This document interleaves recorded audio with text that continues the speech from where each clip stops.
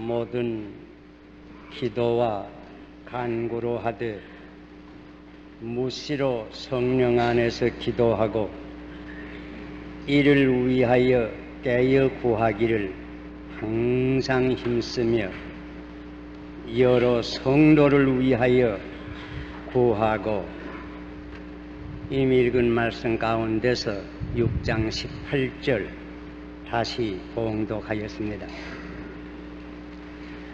오늘 아침 읽은 에베소 6장에는 사도 바울이 그리스도인의 정신무장에 대해서 말씀하십니다. 그리스도인들은 모든 원수를 대적하기 위해서 하나님의 전신 갑주를 입으라고 하셨습니다. 그래서 옛날 로마 군인의 무장을 연상하면서 우리 신자들로 진리의 띠를 띠고 의의 흉배를 붙이고 복음으로 준비한 신을 신이며 믿음의 방패를 가지고 구원의 투구를 쓰고, 그리고 성령의 검인 곧 하나님의 말씀을 가지라고 하십니다. 이 말씀을 하신 후에 곧 계속해서 하신 말씀이 18절입니다. 곧 기도에 대한 말씀이 올시다. 모든 기도와 간구로 하되 무시로 성령 안에서 기도하고 깨어 구하기를 힘쓰며 여러 성도를 위하여 기도하고, 또한 특별히 자기 자신 곧 바울을 위해서 기도하라고 하는 부탁이 있습니다. 정신무장에 있어서 아주 중요한 것은 기도입니다. 기도를 통하여 유혹과 시험을 이기며 세상을 이깁니다. 기도를 통하여 승리적 생활을 할 수 있습니다. 오직 기도를 통하여 큰 문제도 해결하고 역경도 돌파할 수 있습니다. 오늘 아침 이 아주 중요한 신앙생활과 기도에 대해서 잠깐 생각할 때에 성령께서 같이 하시고 축복하시기를 바랍니다. 이 글을 쓴 사도 바울은 문자 그대로 기도의 사람이었습니다. 그가 다메섹 도중에서 부활하신 예수를 만난 후부터는 곧 기도하기를 그치지 않으신 분입니다. 주께서 환상 가운데서 아나니아를 불러서 다소 사람 사울을 찾아보라고 말씀하실 때에 저는 지금 기도하는 중이라 말씀하셨습니다. 사실 사도 바울은 그때부터 그 일생이 기도하는 중에 사신 것입니다. 아라비아에 가서 조용히 3년을 지난 것도 역시 기도하기 위함인 것이었습니다. 그가 쓴 서신은 언제나 기도로 시작하고 기도로 마칩니다. 그는 자기가 행하는 대로 모든 믿는 사람들에게도 쉬지 말고 기도하라고 하였습니다. 여기는 무시로 기도하라고 합니다. 이 기도 생활은 사실 주님께 배운 줄 생각합니다. 우리 주님도 40일간 광야에서 기도함으로 그의 전도 생활이 시작되었습니다. 그는 아침 일찍이 일어나 기도하셨고 또 저녁 늦게까지 기도하신 적이 많습니다. 중요한 일, 가령 12 제자를 부르시기 전날 밤에는 밤새도록 기도하셨다고 하였습니다. 변화산에도 기도하시려고 올라가셨고 기도하시는 중에 그 용모가 햇빛같이 변한 것입니다. 그는 다락방에서도 기도하였습니다. 최후 겟세마네 동산에서도 홀로 피땀을 흘리시면서 기도하시는 것입니다. 십자가 위에서도 제일 먼저 자기를 못 박는 자들의 죄를 사하여 달라고 기도하셨습니다. 그의 마지막 말씀도 내 영혼을 아버지께 맡기나이다 하는 기도이었습니다. 우리 주님의 일생은 언제나 아버지와 교통하는 기도의 생활이었습니다. 우리 믿는 자의 생활이 이와 같이 언제나 하나님과 교통하는 기도의 생활이 되어야 합니다. 기도는 무엇입니까? 여러 가지 면이 있습니다. 기도는 첫째는 하나님을 앙망하는 것입니다. 우러러 보는 것입니다.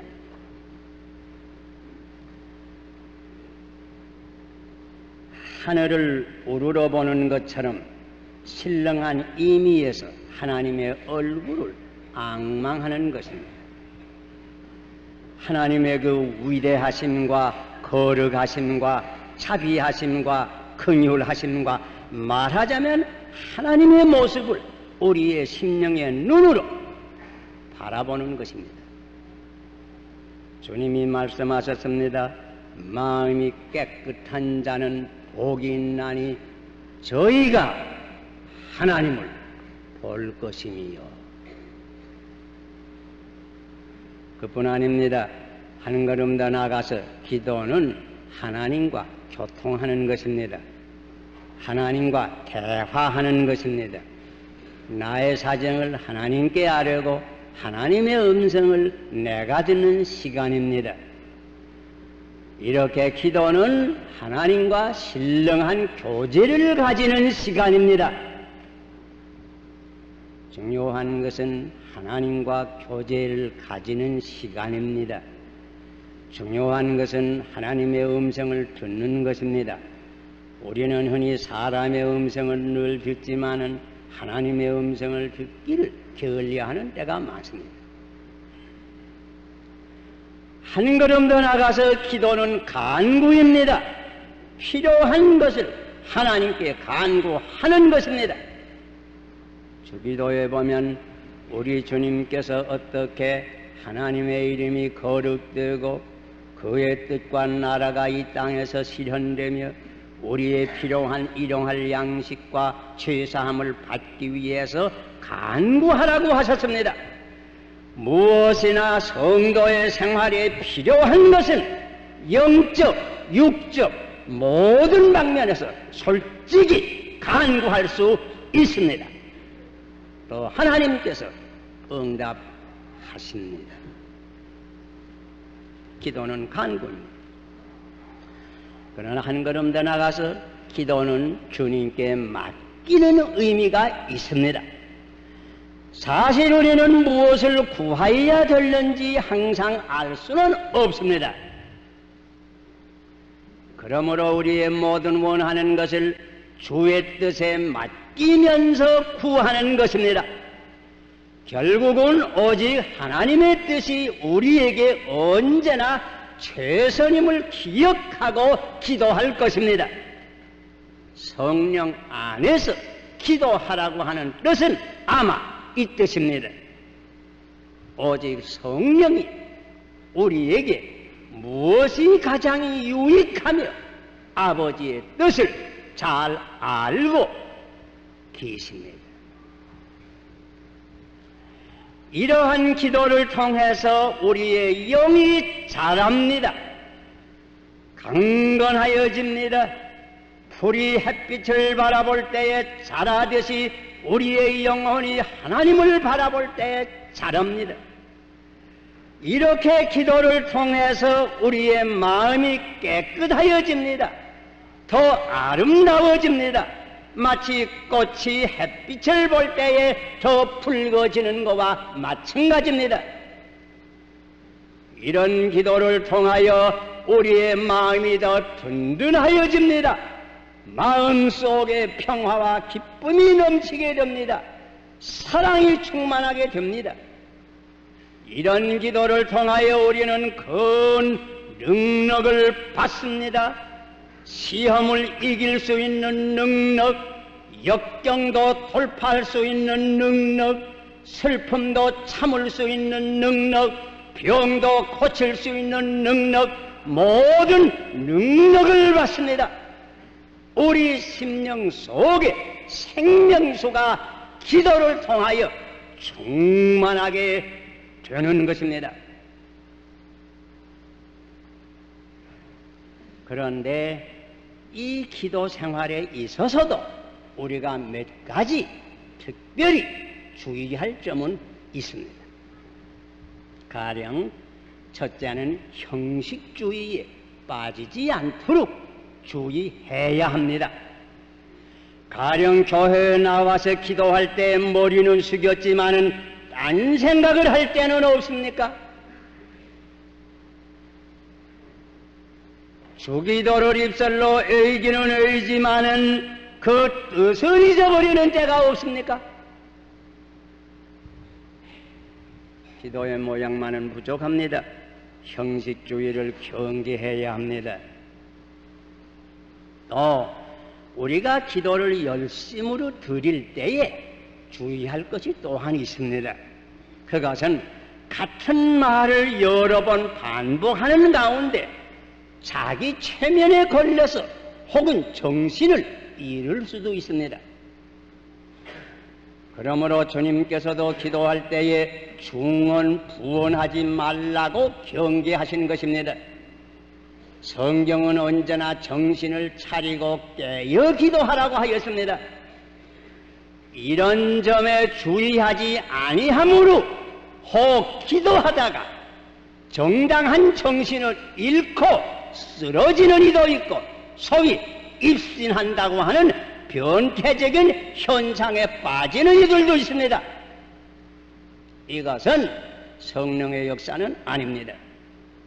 부주의한 기도 생활에 파생적인 변태적 심리 현상입니다. 이런 것을 소위 광신주의라고 합니다. 이런 것을 우리가 경계해야 됩니다. 언제나 정신을 차리고 기도할 줄 알아야 됩니다. 또한 이러한 현상은 무슨 재단이니 해서 사사로이 모이는 집회 가운데서 많이 일어나는 것이 사실입니다.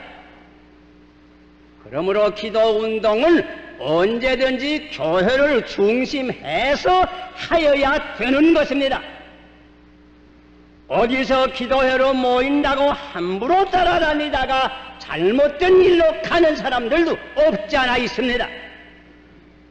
언제든지 특별 기도회 모임을 가지려면 교회와 연락해서 지도를 받아서 할 것입니다. 또 그리고 우리가 다 병자를 위해서 기도합니다. 또 기도를 통해서 병이 나을 수 있습니다.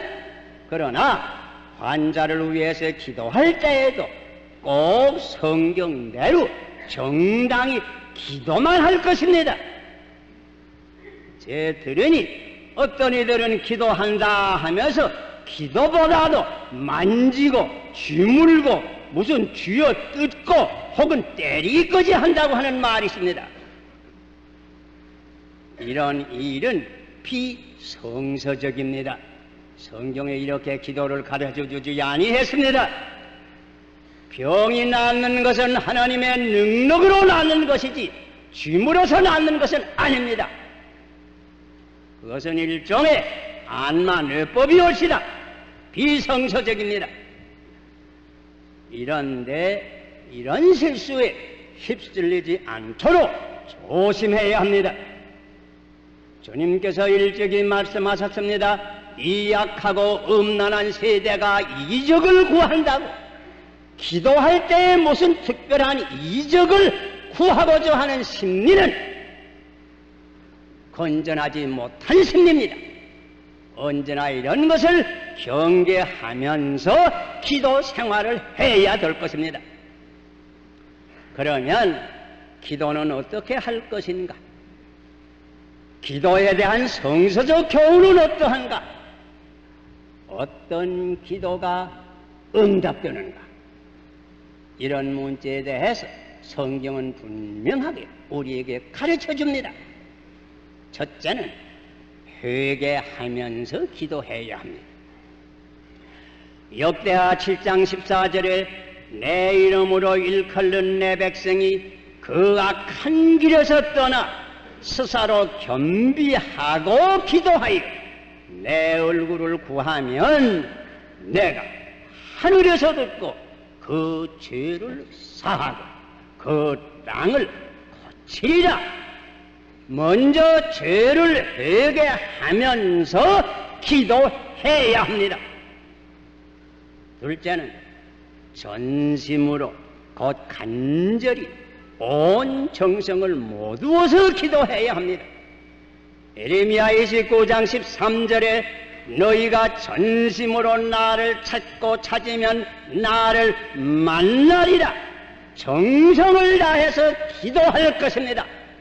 서로 본익의 여자가 자기 딸을 고치기 위해서 얼마나 정성껏 기도했는가 생각해 보세요. 셋째는 믿음으로 기도를 해야 합니다. 마가복음 11장 24절에 주님은 친히 말씀하셨습니다. 그러므로 내가 너희에게 말하노니 무엇이든지 기도하고 구하는 것은 받은 줄로 믿으라. 그리하면 너희에게 그대로 되리라. 야고보 장로는 5장 15절에 믿음의 기도는 병든 자를 구원하리니 주께서 저를 일으키시리라. 혹시 죄를 범하였을지라도 사심을 얻으리라. 믿음으로 기도해야 합니다. 그리고 넷째로 아주 중요한 요소가 있습니다. 하나님께 순종하면서 기도를 해야 합니다. 요한일서 3장 22절에 무엇이든지 구하는 바를 그에게 받나니 이는 우리가 그의 계명들을 지키고 그 앞에서 기뻐하시는 것을 행함이니라. 우리가 하나님의 계명을 순종해서 그대로 지키며 하나님이 기뻐하시는 일을 하면서 기도해야 하나님께서 우리의 기도를 응답해 주십니다. 하나님을 기쁘게 하는 일은 하지 아니하면서 계명도 지키지 아니하면서 욕심대로 기도만 한다고 이루어지는 것은 절대로 아닙니다. 기억하십시다. 기도는 호흡과 같습니다. 숨 쉬는 것과 마찬가지입니다. 호흡을 통해서 우리가 대기와 접촉하고 생명이 유지가 됩니다. 마찬가지로 우리가 기도를 통해서 하나님과 접촉하고 우리의 생명이 유지가 됩니다. 그러므로 기도는 언제나 계속되어야 한다고 했습니다. 그러므로 여기에 무시로 기도하라고 했습니다. 또 다른 데는 쉬지 말고 기도하라고 했습니다.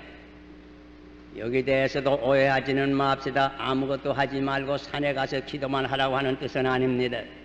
이 뜻은 우리가 길을 걸을 때나 차를 탈 때나 방을 소재할 때나 기도는 언제나 마음으로 잠재적으로 할 수 있다고 하는 말입니다. 그러나 아주 중요한 것은 일정한 기도 시간이 있어야 합니다. 특별히 아침에 일어나서와 저녁이 자기 전에는 기도할 시간입니다. 아침과 저녁으로 기도하는 거룩한 습관이 필요합니다. 기도는 누구나 할 수 있습니다. 가령 나물 갈아치는 것은 누구나 할 수는 없습니다. 성가대원이 되어서 노래를 부르는 것도 누구나 할 수는 없습니다. 그러나 기도는 누구나 남녀노소 할 거 없이 누구나 할 수 있습니다. 병나서 자리에 누워서 다른 건 할 수 없어도 누워서도 기도는 할 수 있습니다. 내들이니 어떤 교회에서 어떤 분이 중풍을 만나서 반신불수가 되어서 전혀 교회는 나오지 못하지만은 그분이 언제나 교회를 위해서 간절히 기도하는 가운데 결국은 그 온 교회가 부흥이 되었다고 하는 말을 들었습니다. 기도를 열심으로 하는 교인들이 많은 교회는 자연히 부흥됩니다. 예루살렘 교회가 어떻게 시작되었습니까? 120명이 다락방에 모여서 열심으로 기도하는 중에 성령을 받아서 큰 부흥이 일어난 것입니다. 이번 우리 산상기도회 때에 이런 축복이 있기를 바랍니다. 요한계시록에 볼 것이면 24 장로들이 향이 가득한 금대접을 하나님께 바치는 광경이 보이는데 그 향은 성도의 기도들이라 하였습니다. 본영락교회가 하나님께서 기뻐하시는 기도의 향을 많이 드리는 교회가 되기를 바랍니다. 결론적으로 몇 가지 꼭 기억하십시다.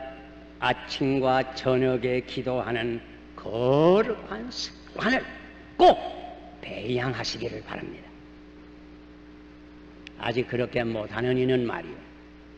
둘째는 무시로 기도하는 습관을 배양하셔야 합니다. 셋째는 기도 생활은 언제나 교회를 중심하여 하도록 힘을 써야 합니다. 본교회에서 매일 아침 5시에 새벽 기도회로 모입니다. 할 수만 있으면 본교회 새벽 기도에 참석하시기를 바랍니다. 그뿐 아닙니다. 3일 기도회나 언제든지 이런 특별한 산상 기도회나 특별한 모임에 반드시 참여하시기를 바랍니다. 우리는 특별히 기도실이 저기에 있는데, 기론관에 있는데 이 기도실도 무시로 여러분께서 사용하실 수 있기를 바랍니다.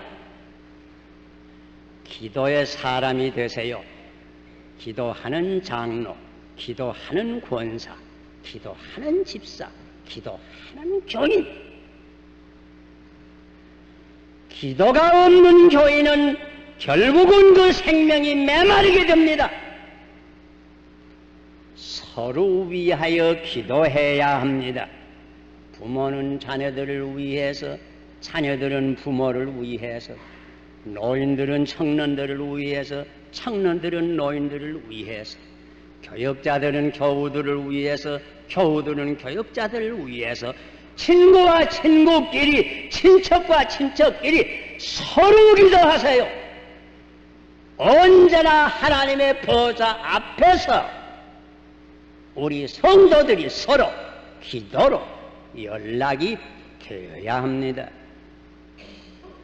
어느 때에 기도를 힘쓰지 아니하려마는 특별히 오늘날과 같이 세계가 급변하는 이러한 정세하에 있어서는 특별히 한국의 교회와 우리 조국을 위해서 기도할 수밖에 없습니다. 조국의 복음화를 위해서 기도할 수밖에 없습니다. 조국의 안보를 위해서 기도할 수밖에 없습니다. 조국의 정화를 위해서 기도할 수밖에 없습니다. 독이 38선을 지니고 사는 우리는 북한의 동포들과 성도를 위해서 기도할 수밖에 없습니다. 주님은 말씀하셨습니다. 구하라, 주실 것이요. 찾으라, 찾을 것이요. 문을 두드리라, 열릴 것이라. 우리 가운데 혹 마음에 무거운 짐을 지고 이 자리에 앉으니 계십니까? 낙심하지 말고 기도하세요. 혹은 무슨 사업에 실패한 이가 계십니까? 낙심하지 말고 기도하세요. 무슨 억울한 일을 당한 이가 있습니까? 낙심하지 말고 기도하세요. 큰 슬픔을 당한 이가 있습니까? 낙심하지 말고 기도하세요. 생각만은 부족합니다. 일만은 부족합니다. 기도해야 됩니다. 이 세 가지를 다 되거든. 기도하십시오.